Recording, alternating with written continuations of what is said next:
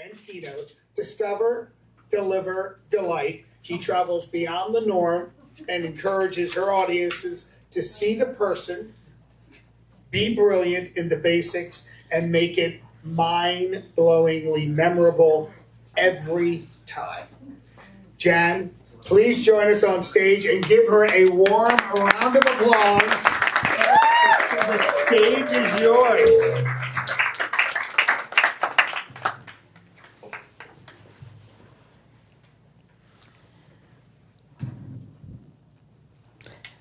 He had a sad look on his face. He came to the ticket counter, Delta Airlines, San Diego. Have you been there?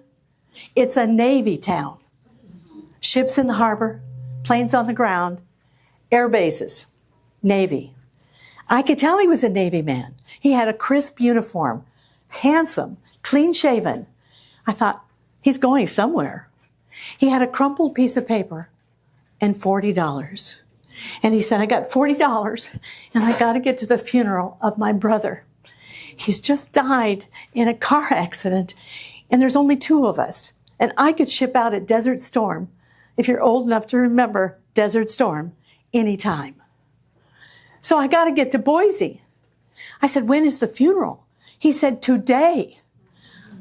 I said, today? It was already 9 o'clock.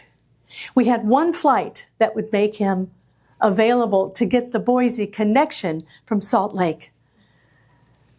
And that was leaving in a half an hour. And these are the days where we didn't have prepaid tickets, credit cards where you could call your family and just get that ticket on there. We didn't have that. So I said, do you have some cash in your wallet? No, ma'am. Do you have a check? No, ma'am. Do you have a credit card? No, ma'am, I got $40 and reservation said $40. I got to get on that flight. He's my only family. I said, I'll be right back. I went behind the ticket counter. Maybe you don't know this, but Fred's back there. He's the cashier. He has the money, the tickets, all of that back in the day. 1991. This was 34 years ago. That's what I said. Wow. When I did the math and figured it out, my goodness, 34 years. But I would never forget what happened that day. So I said to Fred, let's cut the fare for this kid. Let's call it Desert Storm Initiative.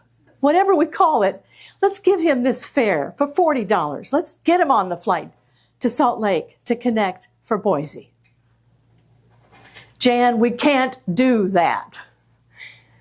I said, Fred, is it against the rules? I was new at Delta. I didn't know if I'd lose my job by lending $100 to this young man. I don't know. Nobody's ever done it, he said. I said, well, I cannot go home today at the end of my shift and not get that kid on the plane. So I went back out. And I said to my Navy sailor, I said, could I put the $100 in for you? Would that be all right? You do that for me? I said, I absolutely would. Because I knew there was no other way that I could get him on the flight. So I put I didn't have $100. What was I thinking? And in San Diego at the time, 1991, there was one ATM in the entire airport. Oh my God. So on my first break, I had 10 minutes. I decided to run to the next terminal, get $100 out of my personal account, checking, and bring it back to put in the till so I would balance at the end of my shift and not get in trouble. By that time, all the people at Delta Airlines knew that I had given a total stranger $100. And I was the joke of the station. Every day, people would say, did you get your money? Did you get your money back? The $100. And I dreaded that. But it was just human nature. They were sure. How many in this room think that I would get my money back? How many? Okay, a couple of hands. How many think that I would never see that $100 again? Okay, You're just like my folks at Delta Airlines. They were sure that I wouldn't ever see that money. But the rest of the story, as they say, getting it resolved, Eva, is after 2 months of waiting, I wasn't waiting. To me, it wasn't charity. I didn't do it because of looking for some remuneration. I saw my dad's face in this young man's face. And my dad was in the Army Air Corps. And you don't even know maybe how long ago that was, but it was in the 30s, 1930s. And Dad was in the Army Air Corps and enlisted in Memphis. And he ended up in Hawaii. He got on a troop ship and he was handling the horses. I said, Dad, we never had horses. You never had horses. He said, yeah, we had a mule. I guess that qualified. So Dad was in Hawaii and I saw his face in the young man because Dad had integrity and he was military and so was this young man. So I would have done anything for him because it was paying it forward. My dad was a good man. So here we are. I got my $100, put it in the till, and then on this magical day, 2 months later, I got a package in co-mail. That's company mail. In co-mail, I would never get a package. I was a temporary part-time. If you've ever been a TPT for Delta Airlines, that means you work weekends, evenings, and when nobody else wants to work. Temporary part-time. It's a very senior base. People don't leave there. Very hard to get a spot. I was just happy to be a TPT. But on that day, with all the doubting Thomases and the Thomasinas who knew that I wouldn't get my $100 back, I got a box. They were all mesmerized. You got a box? You're a TPT. I said, right. So they all gathered around. I carefully opened the box. Wow. It wasn't a car. It was a book. It was a book.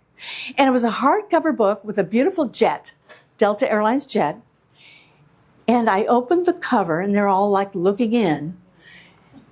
And it was a signature from Ron Allen, the CEO and president of Delta Airlines, was sending me a present.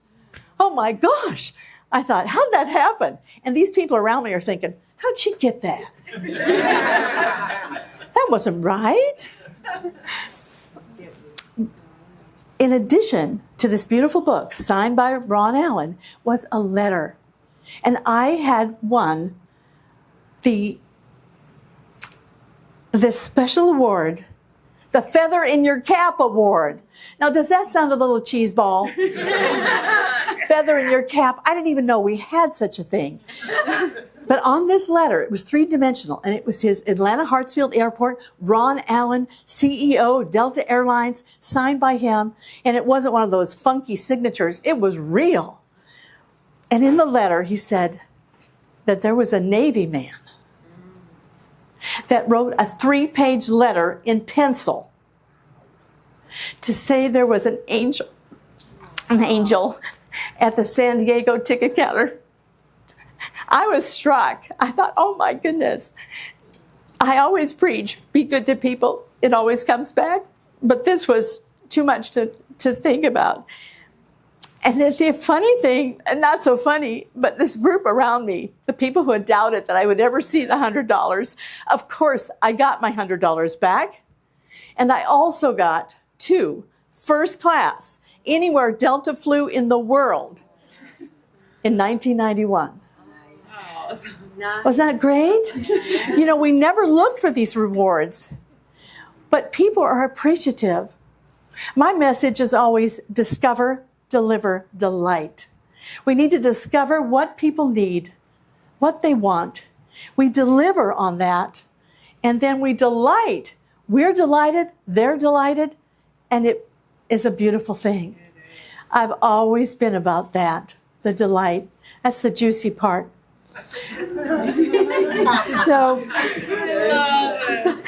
So I want to share with you, let's raise the bar on customer service. Are you willing? Yes. Good.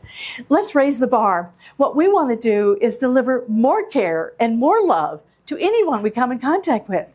They might have something going on inside that we have no idea what it is. Problems, concerns, challenges, whatever it is. But we are going to raise the bar. So stay with me. We're going to discover what their needs are. We're going to deliver that with excellence and presence, our presence. And we're going to delight them with heart. Thank you.